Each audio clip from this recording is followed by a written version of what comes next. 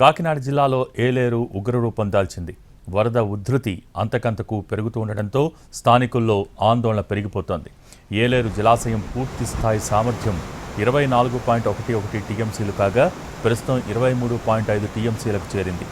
5 గేట్లు ఎత్తి 27,000 క్యూసెక్కుల నీటిని దిగువకు విడుదల చేస్తున్నారు.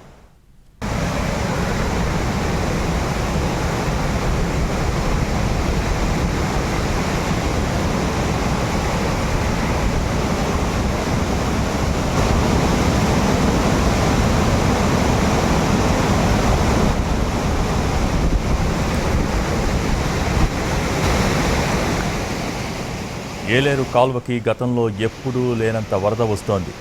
అల్లూరు జిల్లాలో కురిసిన వర్షాలతో జడేరు, మడేరు వాగుల నుంచి ఏలేరుకు భారీగా వరద వస్తోంది. ప్రస్తుతం ఇన్ఫ్లో 46,000 క్యూసెక్కులుగా ఉంది.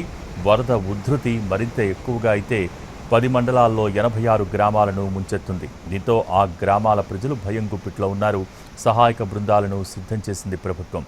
ఏలేరుకి ఆర్మీ, ఎన్డీఆర్ఎఫ్, ఎస్డీఆర్ఎఫ్ బృందాలు చేరుకున్నాయి.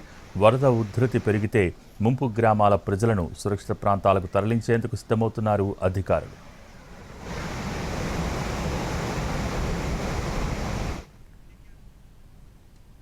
మరోవైపు బలహీనంగా ఉన్న ఏటిగట్లకు పలుచోట్ల గండ్లు పడ్డాయి.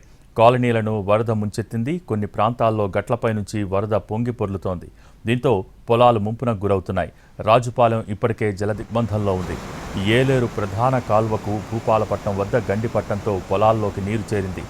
మక్కోలు వంతెనపై 4 అడుగుల మేర నీరు ప్రవహించడంతో రాకపోకలను నిలిపివేశారు. ఎస్ తిమ్మాపురం వద్ద గండిపట్టంతో భూపాలపట్నం, శృంగరాయనపాలెం గ్రామాల్లోకి నీరు చేరింది. సామర్లకోట మండలం వీకే రాయపురం వద్ద గట్టుకు ఇసుక బస్తాలు వేయగా గొల్లప్రోలు వద్ద జేసీబీతో గుర్రపు డెక్కను తొలగించారు.